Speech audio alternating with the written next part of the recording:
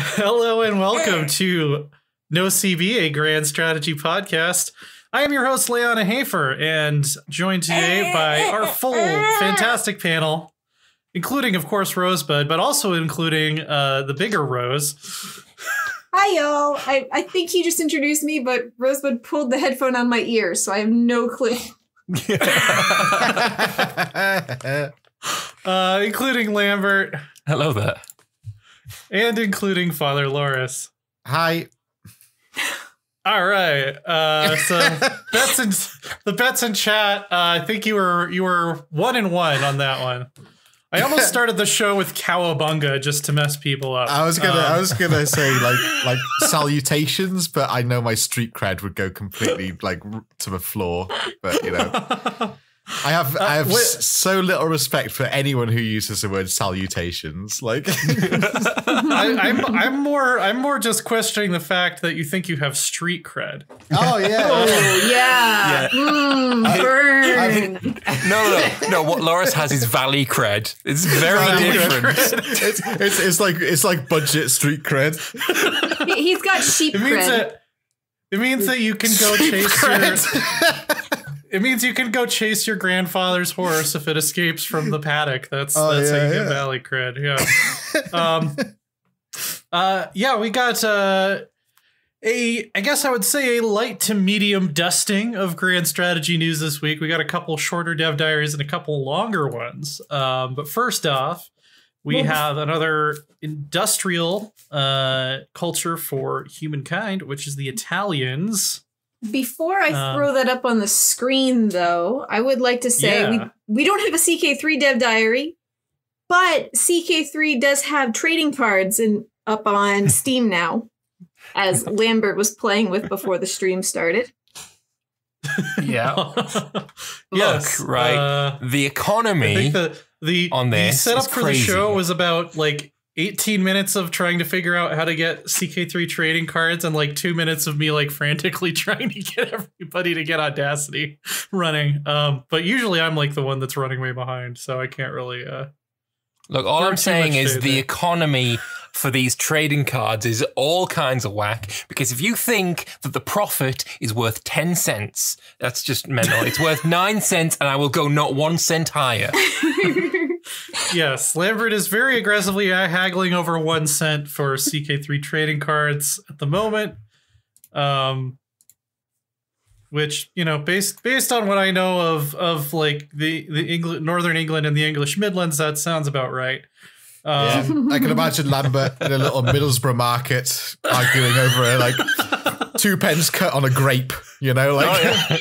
Of course. Yeah. So yeah, if you want to put up some trading cards for no more than 9 cents, you know, that would be very helpful. The journey, that's worth 10 cents, but the profit in. Well, that's because I got 3 profits in a booster pack after I already got the top rank. So is this based on the art? Like which one looks better? Is that what the distinction is? No, it's the inherent value. Rarity, rarity and all that. There's a lot of things that go into it. There's a lot of things that go into the price of a trading card. So Lambert has a spreadsheet somewhere that he has broken down the inherent value of every Crusader Kings 3 trading card, if you want to know. But see, we have Dev Diary Face in chat who totally winged the system, sold all their other cards, and made a profit of 21 cents by getting their CK3 ones. You see, when I unlocked a bigger badge on my Crusader Kings 3 thing, I got 2 sets of the very same like background for your profile. I'm obviously not going to need 2 of them, so I could sell that one, make a tidy sum of profit. I might be able to buy another trading card. How many hours of labor have gone into earning this 20 cents? It's being taken out of my low effort video that got 110,000 views, so very little. Yeah, if you think about minimum wage and what your time is actually worth, the amount of time you spend thinking about 1 cent on a Crusader Kings 3 trading card is literally not worth your time. Yeah, you're losing quite a hefty amount of money, like by doing with trading cards. Don't mind me. I'm just buying trading cards. In the background. The Italians for humankind. They are an aesthete civilization, which makes perfect sense.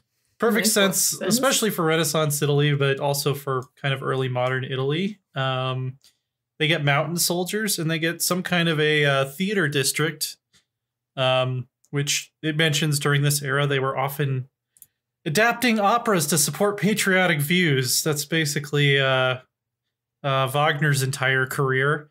Although he was German. So yeah, I'm kind of curious how maybe that'll interact with, if you can use the arts to sort of drill up, nationalist sentiment or something in this era. I'm curious. Less talking about the Italians. I'm curious why they didn't go. They went with the Alpini instead of the Arditi, when the Arditi are kind of like the one that everyone has heard of, except that I guess they were, very specialized kind of special forces, and maybe they thought that wouldn't make a good unique unit because you wouldn't have very many of them. I don't know much about this era. I know Garibaldi had a set of unique, like very famous units, but I forget the name of. That appeared in Victoria too, with the rebels that unified Italy, right? Yeah, well, and I think they're definitely missing out on the opportunity to pull from the historical documentary Battlefield 1 and have Iron Man soldiers that like one-hand a Gatling gun in the game. So Battlefield. Battlefield. Sorry, I thought when you said that, I thought Battlefield Earth, and I was like, what's that got to do with No, I just love making fun of the RDD campaign in Battlefield 1 because it was so absurd. Like, it was so. Like the rest of those single player stories were kind of historical, but that one was just so ridiculous. That you're like a space marine with a Gatling gun like bolted to your arm, just like striding through the Italian Alps. Think of I have never played Battlefield 1, but I know exactly which mission you're talking about. What were you saying, Rez? Oh, I was just saying, just think of the epic image of it though, and then the noise. Yeah. You terrify everybody coming through. Yeah.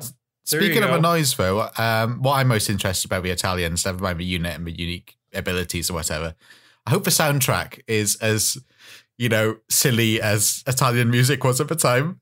Do do do do do do do do. I want that as the music playing in the background as I'm conquering the world as the Italians. I mean, I don't consider that ridiculous at all. As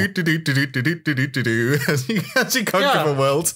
The early modern era was all about just like marching and conquering to just absolutely silly, like upbeat circus music. That's right, yeah. Of course. Pretty much was. Is there anything better to march to? Yeah. Clearly not, because they won. Who's the leader of the club that's made for you and me? MICKEY. Yeah, that song. There you go. Yeah. Let's conquer the world listening to that.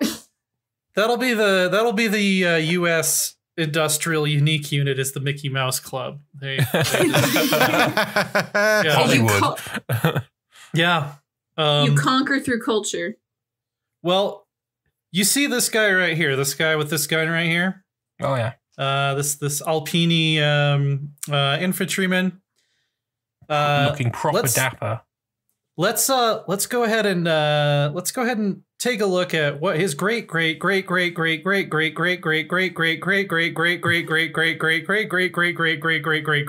was up to in today's Imperator Dev Diary. Nice. Can I please request that somebody watching goes and counts those greats and sees just how far back in time that would have been? That wasn't leave nearly a comment. enough. It might have been too much, honestly. No, because might not actually, have been enough. Back when I was really into genealogy, I tried to figure out how many generations I was removed from, like, Harold Fairhair, and it was like 32 greats or something like that. So that wasn't nearly enough. I would have needed to go at least 100-ish generations back, probably. Yeah, but then you missed the part in your family where there was, you know, an absolute miracle child that your 78-year-old woman just gave birth to a kid, and that's where you're descended from. So you're skipping like 3 or 4 generations just right there. Well, no, because since it's Western history, it's all measured patrilineally. So it could just be 78-year-old men popping out a kid and then dying. And then that kid waits 78 years to pop out another one. Then you've tripled the average age of a generation, because usually generations like what, 20, 30 years?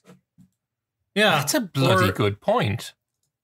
Or, you know, I could just like have like an immortal in my family history somewhere who lived for like, you know, 500 years. Because there's someone still alive who's still like who's an actual child of one of the presidents from the late 1800s. Oh God, who was it? Is it Lincoln that you're on about? I think I've seen that there's like a Lincoln's grandson. Maybe was photographed or something. No, someone is still alive because their dad, maybe it's their grandchild, but their dad didn't pop out a kid until like they were in their 60s or 70s. Yeah. I know the longest, or the oldest human in recorded history lived to be 122 years old. She died in 1997. So she was born in 1875 and was still alive, you know, when everyone here was alive. So that's kind of crazy. That's mental. Yeah. So, you know, that's just far too long. That's a bit long, you know.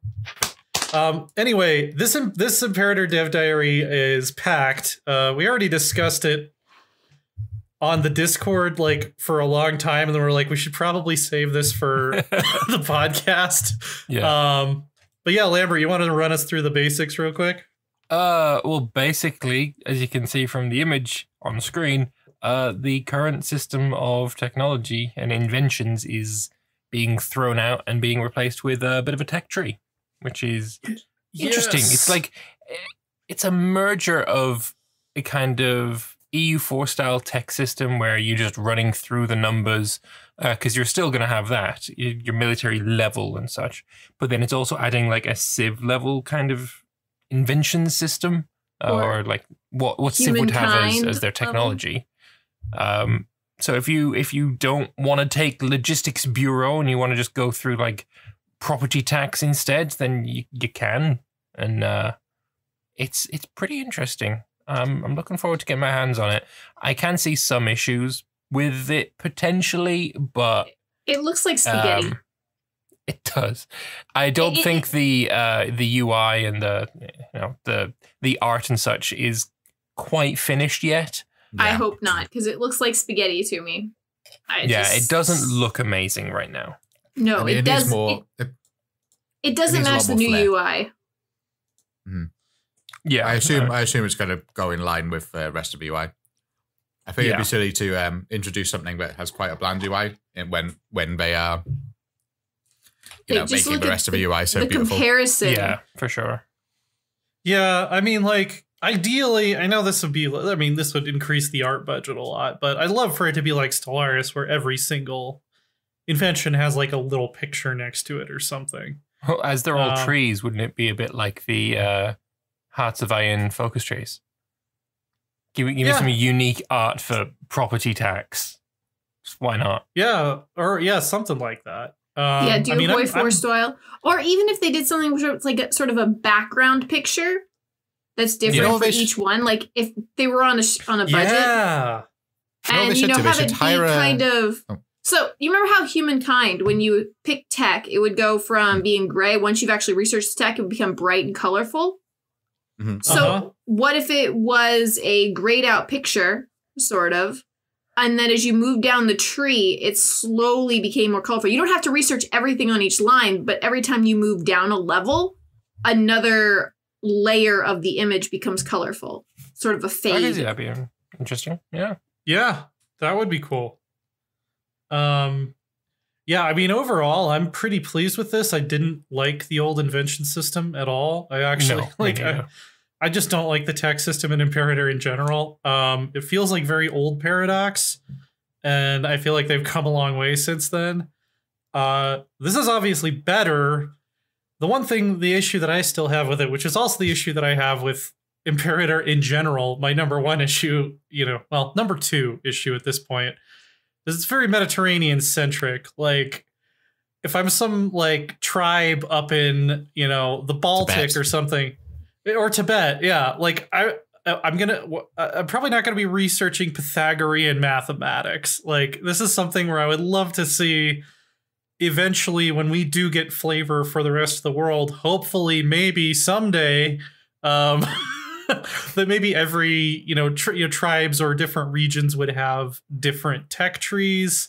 Yeah, like the idea of like a Germanic tribe researching the right to be heard. It's like, well, that was already enshrined in their society, so that probably wouldn't, necessarily be a thing. So like these make a lot of sense for Rome, maybe Carthage, and kind of the general Hellenic areas, which is what 90% of the game is geared for right now, which makes my barbarian heart sad. So I'd love to see. Do you know what would probably sell well?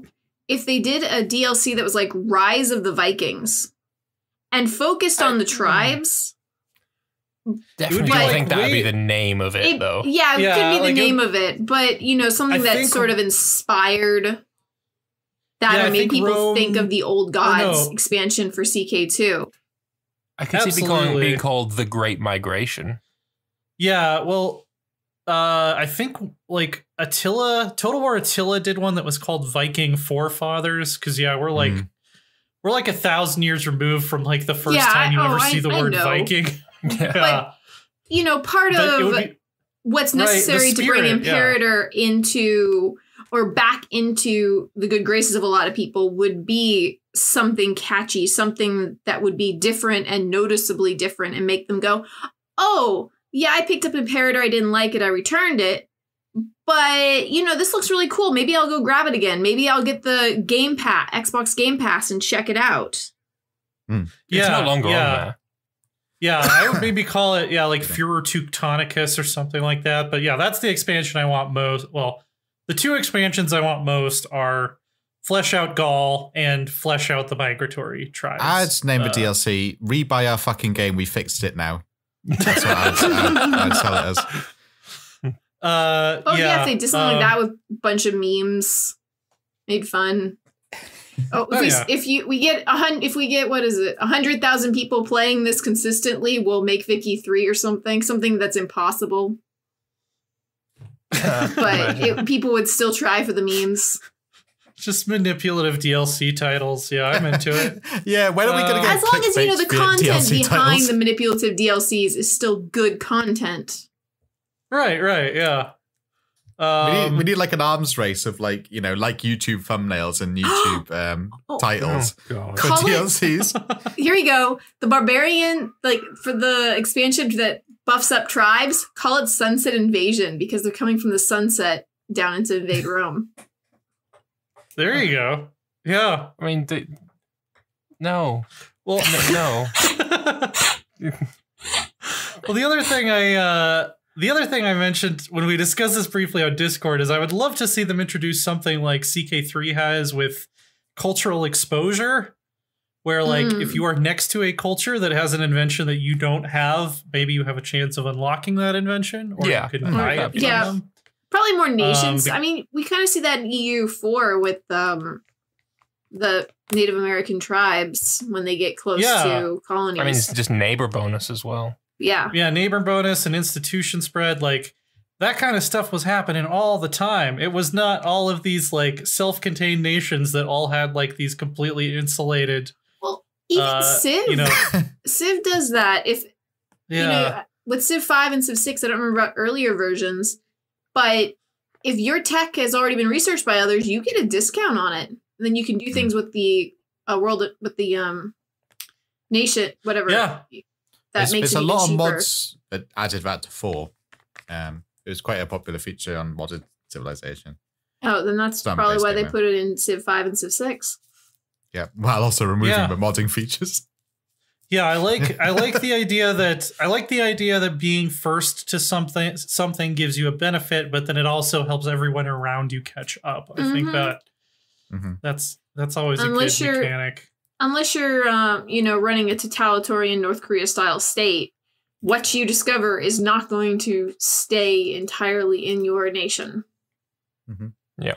Right. And even then, you might have spies that come in and steal it from you and stuff. Yeah. So. Or can't be conquered and have it. One thing I really hope, though, is that they remove the whole... To get these inventions, you got to pay gold, because it doesn't work very well, especially with the scaling cost of the size of your country. I just don't think gold is the price that you really should be paying. They're trying to get around it by having, what are they calling them? Innovations, where every time you tech up, you'll gain an innovation. You can take one of the inventions for free. You might be able to get them in some of those ways as well. But it's still not, it still doesn't work as well as it maybe could. It's like when you're a really small country, like maybe say you're a Greek city-state, your inventions cost you like 4 or 5 gold each. But then if you're the size of, say, the Seleucid Empire, they're like 450 gold. And just the more you grow, the more expensive they are. And you've got better things to do with the gold. It turns into, it's a big investment, and it doesn't scale as well as it maybe could. Yeah. I don't know.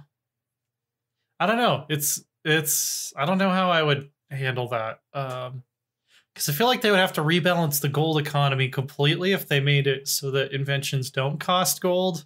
Yeah, no, I'm okay with them rebalancing that too. That'd be cool. I mean, they've rebalanced the mana that the game started with. They've rebalanced almost everything in this game. Why not take the gold factor out of tech?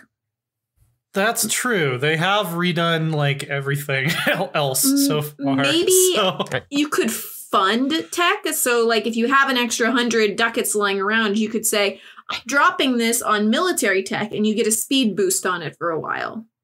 Yeah, no, I could see that being really nice. I could that would be cool. Yeah. I love institutions in EU4. I just feel like, geez, it would take like so much CPU power, but I would love it if every invention in the game just worked like an institution and it gets invented somewhere and then has to spread. That would never work. Yeah, but that's like my dream simulationist solution that would like not actually be practical to implement. I don't think. Yeah. Anyway, anything else about this dev diary before we move on here? We should probably mention a bit at the end, right? The beautiful little trade route. It's not trade routes. He did confirm that in the developer comments. Silk Road. Come on. These are not. Somebody commented. Also, I really hope the teaser is for trade lines. Our hero replied, there are already trade lines, and this is not them. In the interests of expectation management, trade is not the focus of the 2.0 update. The scope of the update is pretty huge as it is. Yeah. I think that sentence basically translates to, in the interest of managing Lambert's expectations, trade is not the focus of the 2.0 update. I mean, I would love to just rip that trade system in pieces and start again.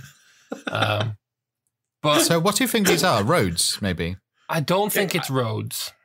It could be roads and points of interest. Like it could just be a visual, like just an extra visual layer to like make the world look more alive. That is something I considered. I mean, one thing you have to say is it's in the province map mode. So these look like provincial capitals, perhaps. But then not every province there has something. There's some places that have a name. There's some places that have the name of a temple. There's some places that they've got stars there, but no writing. Yeah. I am so stumped. Apparently they're confirmed to be roads. Yeah. Our Hale likes the comment. Toady, give me some proof of that in Discord, please. I want to see. No, my theory is that this is purely a visual thing. I don't think this is anything mechanical. I think it's just we're going to make the world look more alive by putting like labeled cities on the map, which weirdly is like never really been a thing in any previous Paradox game. But I'd enjoy it. I think it gives me a better sense of place. So if they are roads, they don't look as fluid as the roads currently are in the game. No, especially that like sharp angle by Mardiene or whatever. Yeah, and like Persis, yeah. Again, this is, probably still in development. Maybe it'll get smoothed out when they do the actual artwork on the map. Yeah. Because, I could draw this out on a map. And I ain't got no art I'm pretty skills. sure, like, the star above the Temple of Daniel, pretty sure that is one of the default clip art things that you get in Microsoft Word. It doesn't look like... Yeah, look at that. Something...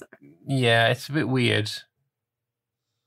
Also, Temple of Esther and Temple of Daniel in, like, Mesopotamia, Persia, sort of suggest that this is a playthrough where somebody, like, blobbed super huge as Judea, which I think the colors kind of indicate. No, that's that where as they well. are. That's there's an achievement for Judea where you have to own all of the temples of the prophets. Is it prophets of the Jews? And these are in there. So there are Jewish temples on the map at the start of the game, way over east of Sumeria. Yep. Well, that's pretty cool. Kind of odd. I'd be curious to know if that has any historical basis or if they just put them there just because. Because I didn't know of any major Jewish holy sites that were east of Sumeria, but it's possible. So there was a lot of Jews in Persia, right? At this time period. Is that right? Yeah, I mean, the diaspora was all over the place, so it's fully possible, yeah. It was, I don't know if it's temples, but it is that issue. The Kingdom of David, you have to own Babylonia, Veikavad is the one where Esther is. Oh, that's true. There were a lot of Jewish people in the Babylonian Empire. It's not that achievement, though. It's a different one.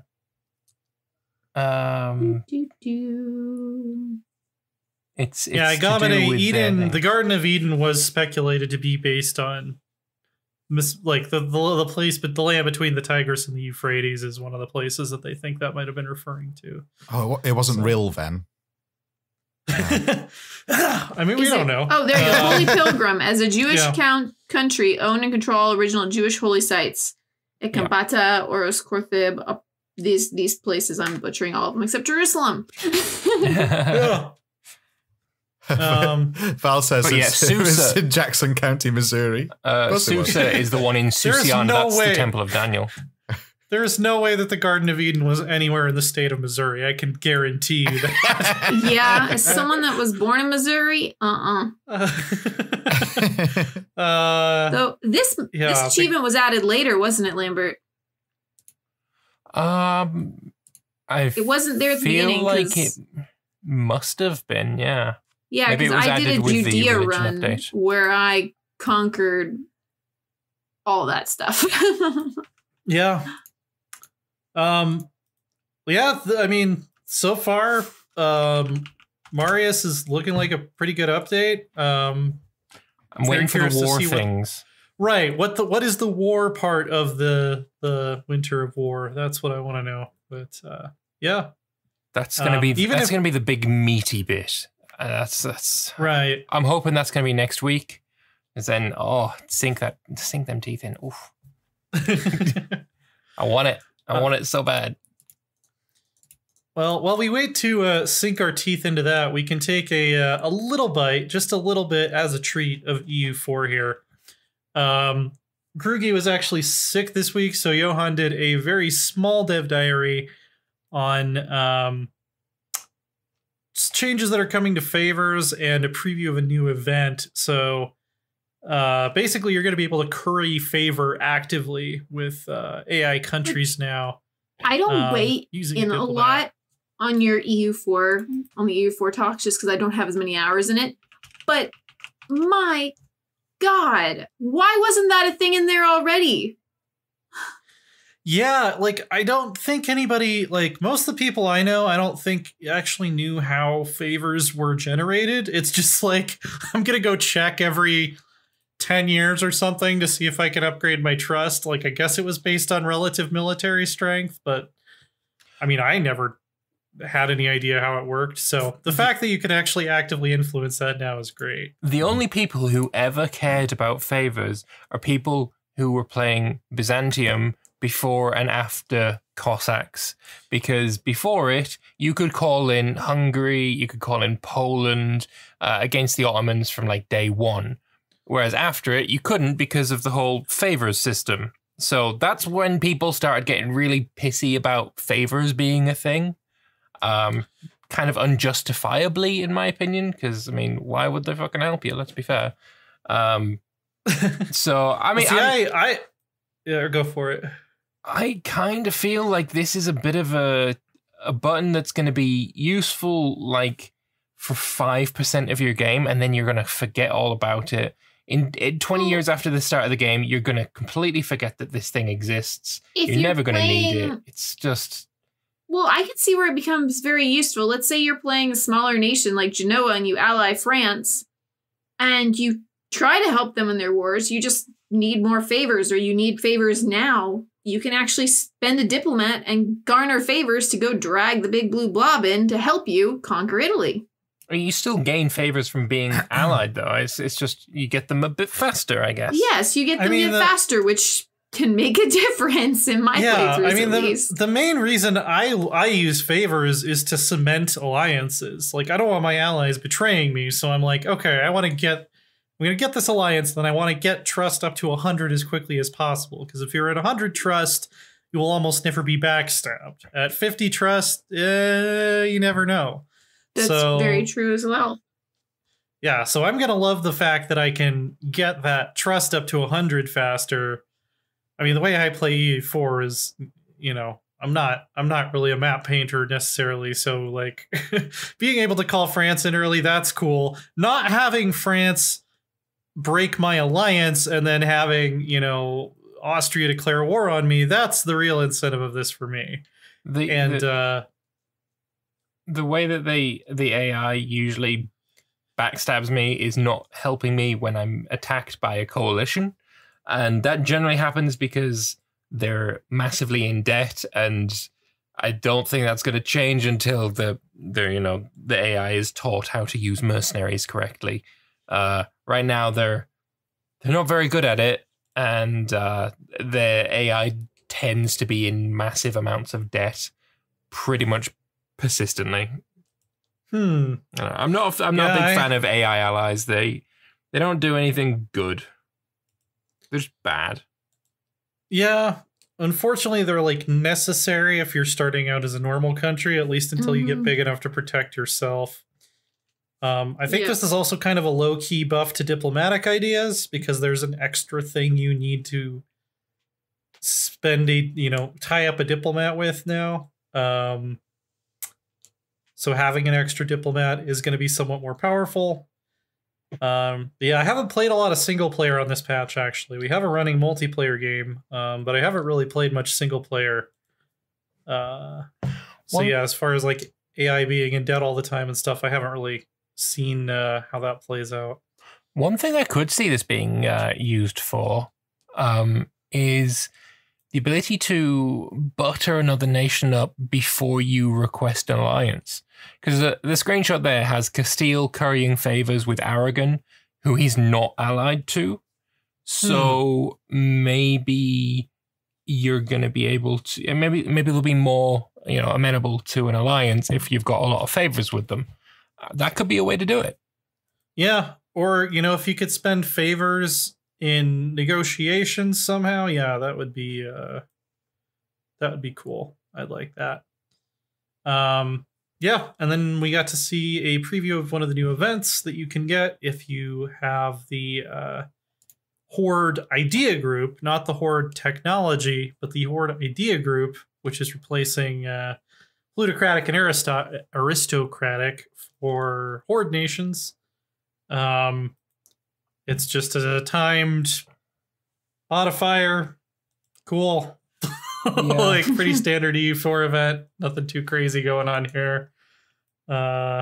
Apparently, this event popping up suddenly makes all of your enemies either just magically have more gold, or your guys are just that much more hungry, and they're able to sniff out that extra bit of gold. Like exactly, rats. they're better at finding things to ransack.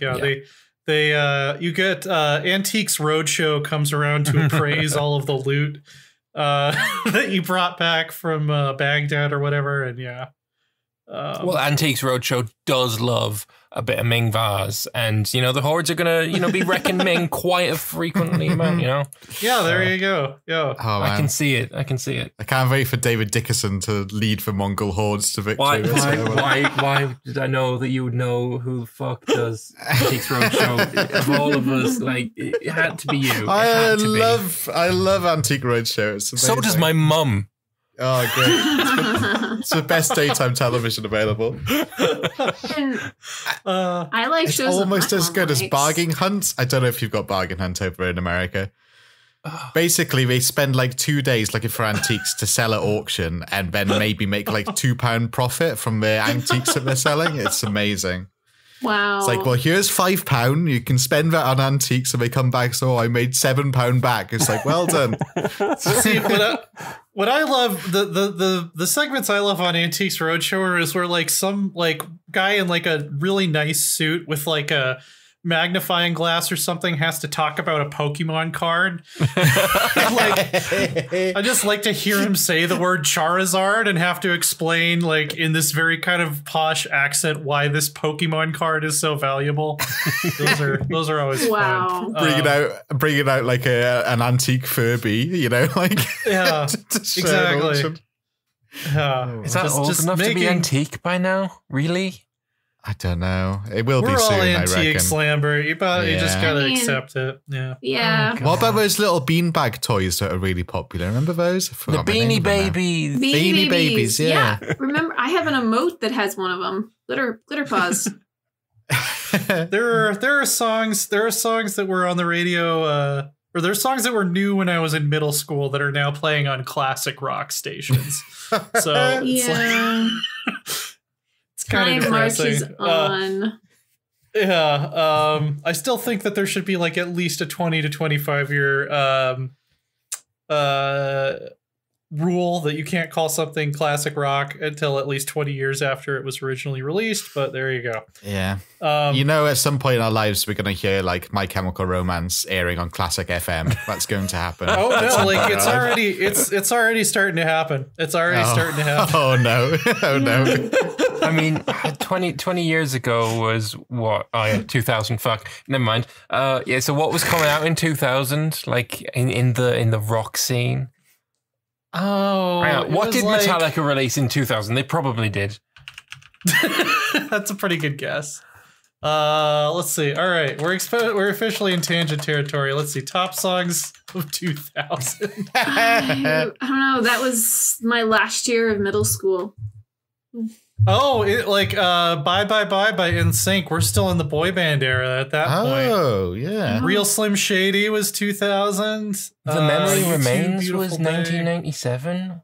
That's a really good song. Yeah. Oh, Robbie Williams, Rock DJ. Yeah. It's My Life by Bon Jovi. Classic. I love Robbie Williams. He's such a nutter. We're gonna have like a 3-page YouTube comment that's just like, I am no longer listening to this show. All you guys talk about is pop music that came out before I was born. I came here to listen to in-depth discussion of grand strategy. I want to know which tank in Hearts of Iron 4, reliability versus speed, which is better for Operation Barbarossa. The show is BS. Which, if you do know the answer to that, please tell us down in the comments. Yes. And also, what's your favorite song from the year 2000? Because Darude Sandstorm came out in the year 2000, so did it really? That's high up it. Yeah, it did. Yeah, Sandstorm is like really old. It just got popular recently. Yeah. One Step Closer by Linkin Park. Yeah. Oh yeah. Limp Bizkit. Oh my God. Yeah, what happened to Limp Bizkit? Jesus. I don't know if I even want to Did he know. die? I haven't heard of the word Limp Bizkit for the last 10 years now. Papa Roach released Last Resort. Oh, Stan by Eminem. That's still culturally relevant because that's the origin of, I stan this. Yeah. Oh, I didn't even know that. Yeah, that's the Cha-cha origin of it. slide, hey. The Cha-Cha slide. Anyway, That the still plays dogs at out. weddings Let's be and fair, stuff, that's a doesn't classic. Yeah, which I, as a child, thought was about dogs, but it turns out it's incredibly misogynistic. I thought it was about a bunch of people until right now. What the fuck? Yeah, but it's really misogynistic and awful. But when I was a kid, I thought it was about a group of people on a merry chase to get their dogs back. You know, that's what I thought. Yeah, I remember people using it as signs or whatever in middle school for, I don't remember, who knows what. I was just going okay. Yeah. I was very much out of modern music when I was in middle school because I didn't have friends that were into music. And when I listened to the radio, it was my mom controlling it. And let me tell you, we listened to things that were, 50 years old now. Yeah, I mean, middle school is when I discovered Blind Guardian, and then I pretty much exclusively listened to metal for the next 10 years. So, that's kind of when I fell out of popular music too. The one other little thing they did mention that is relevant to E4 is that favors are now going to be unlocked by this upcoming expansion, even if you don't have Cossack's. Is it which unlocked they've done by with the expansion, or is it unlocked by having the next DLC that they're going to be releasing? Johan said in a comment it will not be free, so it will be part of the expansion. Yeah. So they've been doing that. If you own this DLC or this DLC, you get this feature, which I'm totally fine with. Yeah. But do you know what will be free? A heavy cruiser tab for Hearts of Iron. I can get a heavy cruiser for free? Wow, tell me more. You can actually get the USS Baltimore for free if you buy Hearts of Iron 4 right now. They will send it to your house on a truck. Some assembly big fucking truck. Some assembly required. Yeah, well, I mean, if you live in a coastal area, they can just float it up to you. But no, I want them to really full speed into Swansea and ram it up the valleys. That's what I want. Ram it up just see if you can get just ramp it off of the hill, and you're stood on the top of a hill, and it fucking free willies you. Free willies up. Have you guys watched The Boys?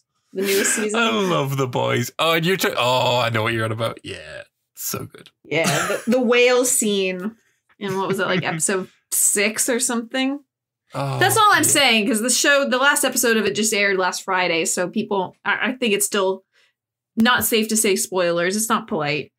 But the whale scene. The whale, yeah, poor whale. If you've watched it, you know what I'm talking about. Yeah, I do to watch that. I've heard it's good. It is really very good. My husband was refusing to watch it because he thought it was like a Marvel show, more Marvel-y, happy-go-lucky. But he can't say no to my dad.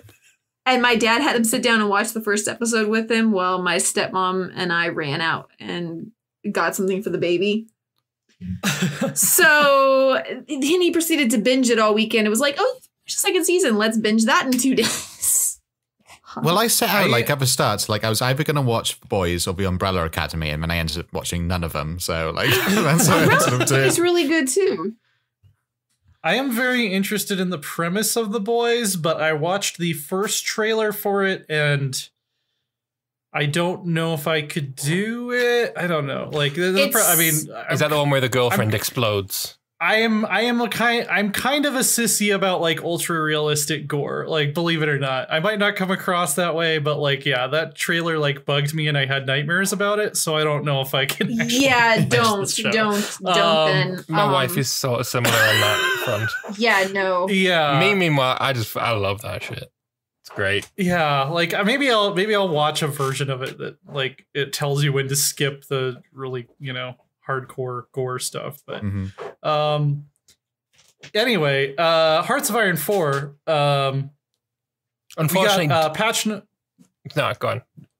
Yeah, we got patch notes for 1.10. They're pretty short, honestly. You can read over them in like a couple of minutes. Big highlights is just stuff we've already talked about on the show. Kurdistan is a releasable tag now, which is awesome. They have cores and history and all that stuff. Really looking forward to doing a Kurdistan run. And then they also are experimenting. They say about 40 to 50% of players might be seeing this, particularly new players, where they're actually going to add tutorial videos to the little notification pop-ups to tell you how to deal with them, which seems like a new, interesting, cool way to teach people how to play the game, since I'd say Hearts of Iron, of the modern Paradox games, is probably the hardest one to learn. So I'm very happy that they're focusing on that. It really is. There's just so much potential micro. Like they say, there's not micro compared to Hearts of Iron 3, but the basics of the game, like CK3, even if you're not really understanding all the little nuances, you can get in and stumble around and have a really fun game. Yeah. Same goes for U4. Not much micro compared to Hearts of Iron 3 is kind of saying like this job isn't very hard compared to running a nuclear submarine. Like that's not really saying much. Hearts of Iron 3 is like one of the most complicated games I've ever tried and failed to play. So you almost had an absolutely stellar segue if we covered the game Barotrauma on this podcast. Because you are running a nuclear submarine in Barotrauma. That's like the whole game. And it's really difficult as well. So it's unfortunate that we don't cover that game, because that would have been an absolutely perfect segue. Oh, I'm such such a face value aesthetic kind of person. Every time I look at Barotrauma, I'm not playing that game. It looks so awful. It looks so ugly. It's the animations flopping around. Oh my goodness. I am Loris interested and I are very similar in that, a game needs to be at least like a 7 in the visual department before I'll take a look at it. Well, I've asked to be incredibly shit, like Dwarf Fortress, where it's like clearly they didn't try. You know? Right. You know, but the middle ground where clearly they put like a little bit of effort in and it looked shit. Like that's Dwarf Fortress is so abstract that I'm not actually thinking about the graphics. Like my brain is filling everything in. With a lot more detail than a graphics engine could actually do. It's almost like reading a book. But I think with Barotrauma, they've put a lot of effort into making it look shit, and that's what I can't abide. I mean, there's certain stylistic choices, like, Prison Architect, Stardew Valley. They've deliberately gone for a low... Right. Which is different. Like, Stardew looks great. Like, it's not super detailed, but it looks amazing for what it is. Like, you can definitely be lo-fi, but still really, really good looking. I don't even think Barotrauma looks bad. I think it looks quite good. I mean, it looks grungy and gritty and depressing, but that's kind of what running a nuclear submarine on, Titan is like. Or is it Europa? One of the two. The one with the water. It's Europa is the one that has a giant underwater. Yeah, that's basically the game. You're a submarine that goes there and there's monsters. You're like a sort of wobbly ragdoll though, aren't you? It's like... Yeah, which is fun when you shoot your friends in the head with a harpoon. Just saying. It's quite fun. Of course. I might play in the future when it's not like £800 or whatever it is. It's expensive for what it looks like. It's a very expensive game. But I'm interested in who they've decided to make the video tutorials. Did they do someone in-house? Did they get someone out of house just for this?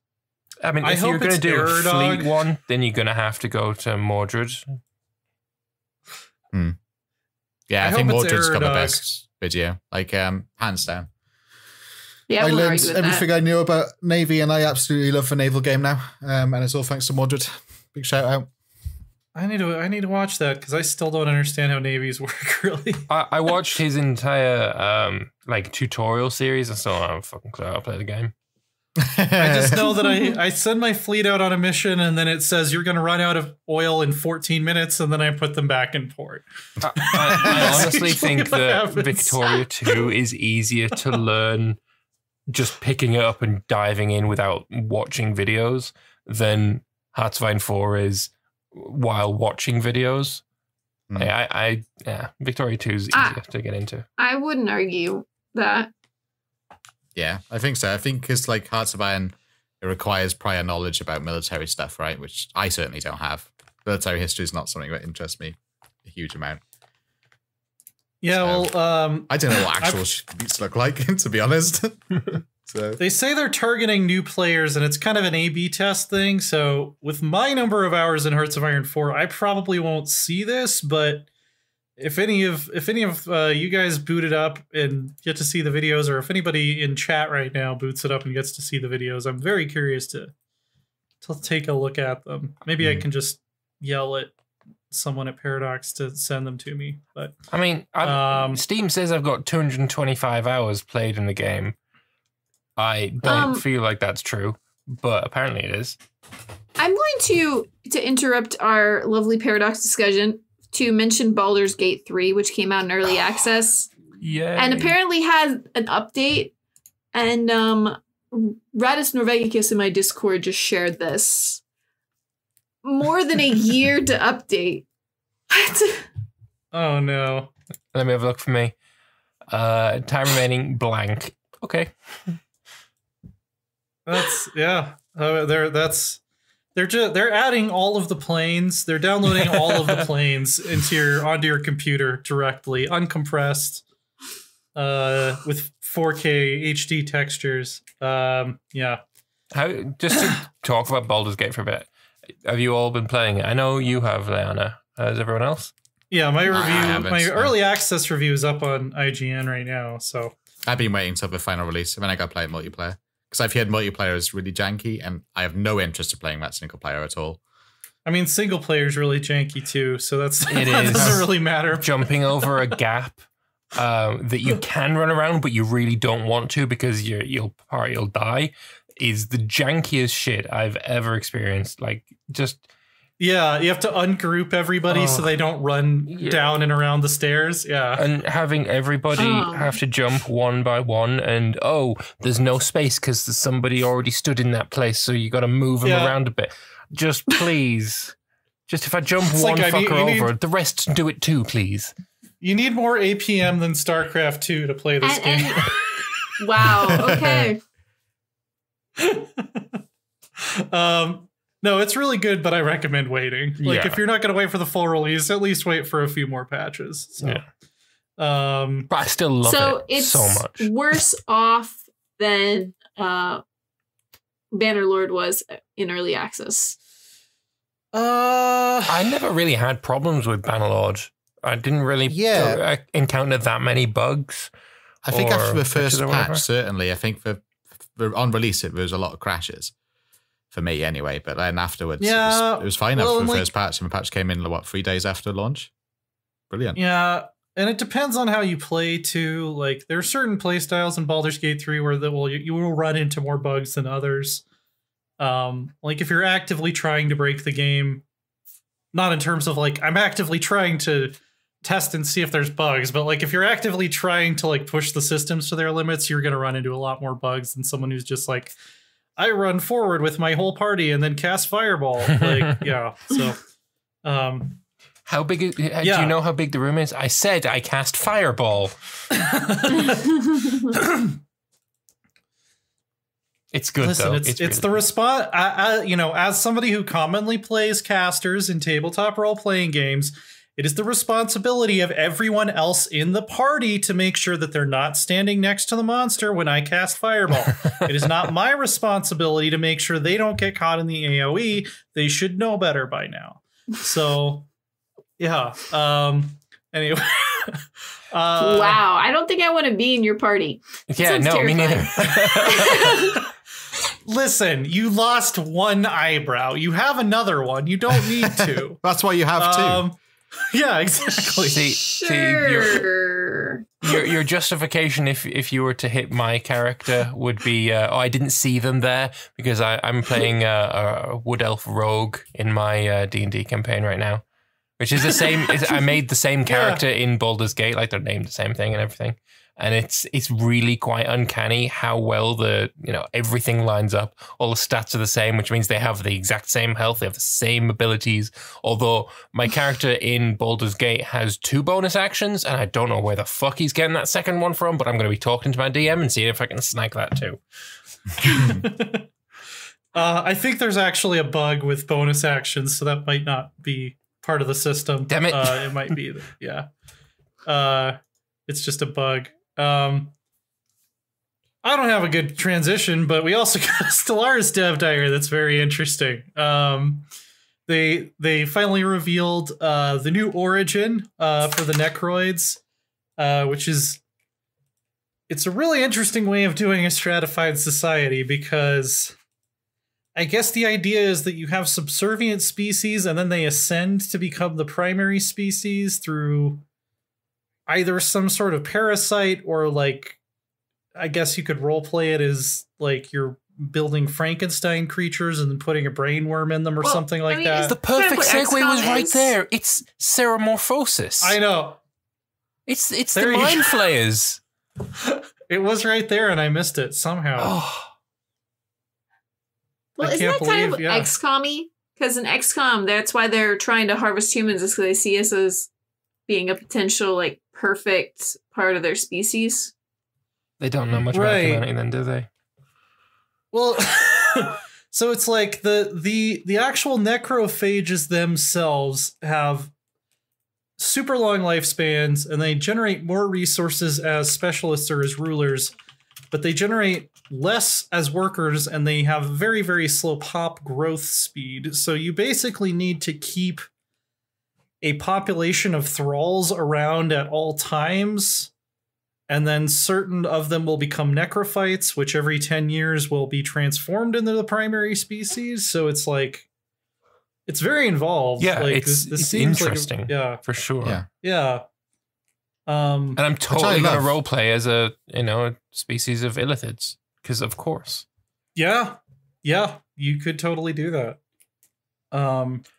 It's also a very nice way of, like, bridging the gap between people like me who like to only have, a single species in my empire, because otherwise, if that pie chart has got any more than just one color on it, it's fucked beyond all recognition. I don't like it. It's a way of bridging that gap of, like, look, other species are useful, but you can turn them into yours. It's like an extra gameplay loop. Lambert's personal ethos is fanatic. He's a fanatic purifier, but only against pie charts, apparently. Yeah, no, I hate and WASD charts. Yeah, look, all things need purging, just in different degrees. Yeah, I mean, I'm definitely interested to play with this. They can also build zombie armies, which is kind of cool. They cause a lot of morale damage and do not take any morale damage themselves. So similar to mechanical armies. Yeah. It's cool. Again, like with Stellaris, it all kind of comes back to if they don't fix late game performance. I don't know that any of this matters, but if they do, then I'll be very excited to play this. Yeah. This Civic or this Origin. Yeah. So. It's a new way of playing fanatical cutie fires. Instead of killing non-cuties, just make them cute. Oh, there you go. Yeah. Please make it so that it's locked to certain. I think that's a great idea, Princessity. That sounds like yeah. Yep. You only the cute shall rule the universe. Yeah.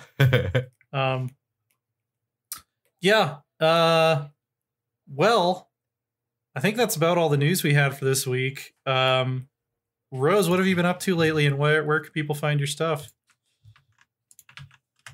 Or she might have had to go deal with Rosebud. Lambert, what have you been up to lately, and where can people find your stuff? There's a lot of CK3 on the channel right now, and also I've been playing some Baldur's Gate 3 over on Twitch at pretty awful streaming hours, if I'm going to be honest. It's when my kids at daycare I stream. So Yeah, I've been playing Baldur's Gate 3 over there, so if you want to check out the escapades of Thranria, then, links in chat and stuff. And I'm back. Nice. Hey, Rose. Yeah, Rose, what have you been up to and where can people find your stuff? I am playing Crusader Kings 3, trying to get at least 3 or 4 videos up a week, and streaming is hit or miss at the moment because, as you can hear, Rosebud is very, very talkative and very, very active. Oh, yeah. Yeah. What's your current campaign? Don't really do a campaign. Currently, I'm working through the achievements in CK3. Okay. Cool. Oh. Yeah, I mean, both of my CK3 campaigns right now are working for achievements as well. I'm going for 7 Holy Cities and Blood Eagle. They're fun. They're fun achievements. Nice. Oh, I'm back. Just Rosebud is joining us. On a side note, are we all teething at the moment? Because my wisdom teeth are coming through also. So, like, is this just for teething cast at this point? No, my wisdom teeth got removed years ago. Oh, see, that's the smart thing. I didn't want to bucket, so now I'm suffering big time. I mean, I bit my tongue earlier. I mean, so is it just mouth pain in general? I mean, can that count? I don't know. Mouth cast. I mean, I have a cracked tooth, but it isn't any pain or anything. All right, Liana, you're the last one to join this crew. I don't have any dental issues right now to talk about. Oh, that's it. You're out. You're off the podcast. Get out of here. Get out of here. Yeah. Loris, before I'm off the podcast forever, what have you been up to and where can people find your stuff? Well, I published a comic this week. Long overdue, to be honest. So good. It's perfect. I loved it. Oh, that was a really good one. The mangonels. Yeah. Because that is the meta. That is the meta. Yeah. Inspired by a friend of mine who just produces nothing but mangonels. Yeah. I mean, just roll them all up, fire them all at once, the walls fall down, we're done. Yep, pretty much.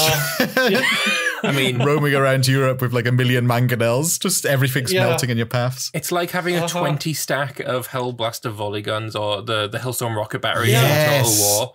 It's like, oh my goodness, it might not be good in combat, but those walls are not surviving, and that's what I'm here for. Well, yeah, if you want to see something really impressive, my What Nepotism achievement video, I've got 40k troops with bombards. I siege things in 9 days. Amazing. That's awesome. Yeah, and then if you combine that with like the leader trait that speeds up sieges, it's just like the walls might not even be there. Like by the time the infantry gets to the walls, they're already gone. So it's almost just like marching across a level field. Yeah. Yeah, here we go. For those of you watching on Twitch, we got the comic pulled up here. Yeah, with the Byzantine Emperor. Anyway, you can always find me at twitch.tv/LoreSwornOrder. Haven't been streaming much this week because I've had a lot of deadlines. That's just kind of how it goes. My Baldur's Gate Baldur. I keep saying Baldur as if like I don't like actually belong to the faith that has this god in it. Baldur's Gate 3.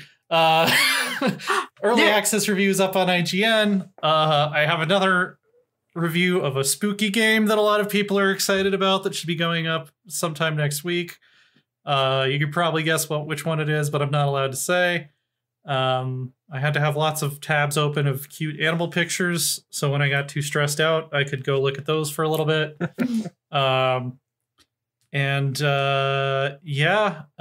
We will be back here same time next week. Same bat time, same bat channel. Before we leave, I would like to point out what was pointed out in chat. Why is there a bombard in with all these mangonels? You point out the bombard, but then forget like the one immediately to its left, which is a trebuchet. That is a trebuchet. Yeah, it seems like it's just the siege weapons. That's I mean, like, what is a bombard and a trebuchet, but like, wannabe mangonels anyway. They're just fancy mangonels. It's just a mangonel with extra steps. Yeah, World War I artillery pieces are just, they're just fancy mangonels. It's all, That's right. Yeah. It's all just Newton's law. Like it's the same thing. Yeah, anything involving physics is just advanced mangonelling. You take a heavy thing and you make it go real fast, and then it runs into stuff and it wrecks it. And it takes quite a lot. You need to have the Pythagorean mathematics invention first. Yeah, of course. Yeah, and don't forget, primogeniture cannot be researched until you've been ruling for at least 300 years. Right. Yep, that's it. The idea of giving one person the entire kingdom is a scientific breakthrough that we must work very hard. We got to have beakers. We got to have like some scales and calipers. Like it's very involved. Unless you're the Roman Empire. Not just one person, but the idea of giving one person who was your child, but not seniority. So it actually works pretty good in CK3. Except for I haven't tried seniority yet. Yeah, I should. It's with the way of life. It's not too bad because you get a guy that's already got like 2 trees finished, and sometimes is working on the third. So you get a really powerful ruler. I saw Ella is here from the CK3 AGOP mod team was in chat. We might want to have you on the show at some point because there's not a lot of CK3 news happening right now. So talking about mods. Might be fun. Yes. Definitely. Yeah. And there's some really good stuff coming out for CK3. Oh my God, I'm just going to be complaining about season 5, aren't I? We can say the mods based on the books. For the duration of the podcast, the show does not exist. Have you seen the unit models that they came out with for the Elder Kings? No. Oh my goodness, not unit models, sorry, character models. Let me just pull that up. I'll put that on my thing. But absolutely gorgeous.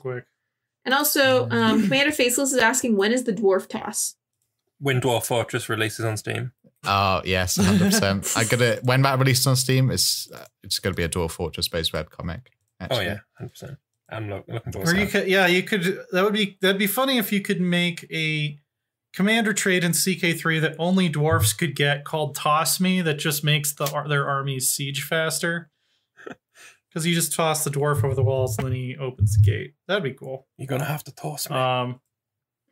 Oh, you know what's funny? My current CK3 that I'm recording for the achievement run, not saying what it is, but I've had with the same mother, the same father, I've had one kid was a dwarf and another kid was a giant. Nice. So it's like, what's that movie with Arnold Schwarzenegger and Danny DeVito? Is it called Twins? Twins or something. There are twins. Yeah. Oh, wow. Yeah, I know, right? These are really good. Mm-hmm. They've even got that Oblivion quirkiness to some of them. Mm-hmm. Mm-hmm. These are really good. Wow. Okay, I'm like really excited for this mod now. It's amazing. Holy crap. The orcs, I think they did the orcs fantastically. Like, I think we managed to get the underbite right, which I imagine is pretty hard, but I don't know a thing about it. But so I was so impressed by all of this. Have they said, because it was really janky in the CK2 version, how they would like prevent the different races from crossbreeding? Have they mentioned how they're going to handle that in CK3? Wow, you're right about the orcs. That is impressive. Yeah. I don't think they have mentioned it, and not that I know of, but I got linked this. I haven't followed it very strictly, but this alone I think is quite impressive. I know with like some of the portraits on CK2, especially in Geheimes Nacht, which I'm very excited when 3 comes out. The portraits are a little bit janky. Speaking I liked them, portraits, Lambert, has the Bronze Age mod fixed the children's clothes? No, not that I've seen. Yeah, so that's not going to go on the channel just yet. Yeah, no. This is for the Elder Scrolls mod. There, Oh, okay. Yeah, those are awesome. Props to whoever has put those together, because I was like, we'll probably get like an Elder Scrolls mod and a Warhammer mod eventually, but since everyone has 3D models now, it's probably not going to look that great. And okay, now I'm like, well, They did it. So. I mean, that was always my big fear about like modding, like because 3D models and stuff seems to be quite hard to get into. I was quite worried that mods might not catch up, but 3D modelers have done a fantastic job. We have one in the chat, Princess City, who does amazing 3D models for Stellaris. So, maybe my concerns are completely unfounded because these models are amazing. Stellaris models are amazing. As Princessity points out, these actually look better than the Bethesda ones. Yeah, they do. Better. These look better than like the Skyrim Special Edition models. So I mean, maybe vanilla, but when you mod that game to the tits, it looks really good. Well, yeah. You can definitely mod Skyrim to look pretty awesome. Yeah. But just add more god rays. I mean, that's the thing right now, isn't it? Yeah. All right. So I think that's this Elder Scrolls, looking at this makes me think of we're gonna get a character designer eventually for CK3. They promised us a ruler designer. Yeah. Will we get something like Oblivion or The Sims, with sliders or dragging and clicking to form your character's face? I would imagine so. I don't know. I would imagine so. I don't know. That's a good point. Which, I mean, if we got that might explain why Ruler Designer did not come out with the release of the game. Why do all these character models have like compasses for pupils? I don't know. Is that canon? The elves? Do they have? Or not elves, but it might just. It wasn't just elves. Like the I think Bretons also had it. Oh. And now we're on the Hey, so we have Princessity, who appears to work for the Elder Scrolls. The models in our mods are actually made by Nessa, my friend. She was so happy when she found out we could make 3D clothes in CK3, and we can't wait to try our hand at it eventually. That'd be amazing. I would like. Apparently, they already have Khajiit as well. Agamade's got it in chat. Pulling it up. Oh, wonderful. I almost just accidentally banned someone. I apologize. I don't think I did. It's the Bjorn incident all over again. Yeah. Britons are supposed to have. Well, I went to click on the link and chat moved. Which when you're in mod role, it's not work. There's a Khajiit.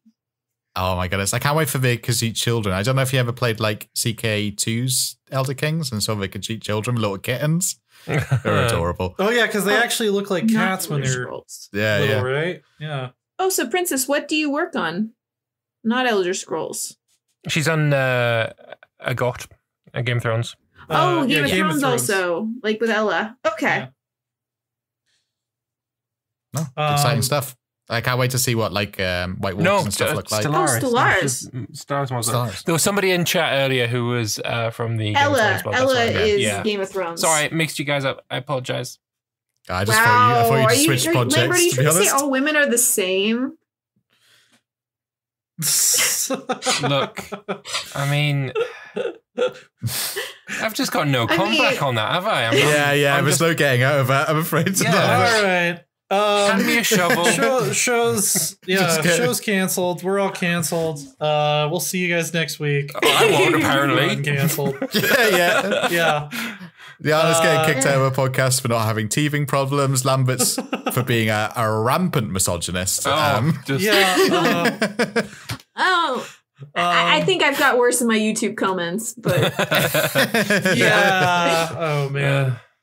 All right, we'll see you guys next week. Bye. It's all right. Have a lovely week. Bye, guys.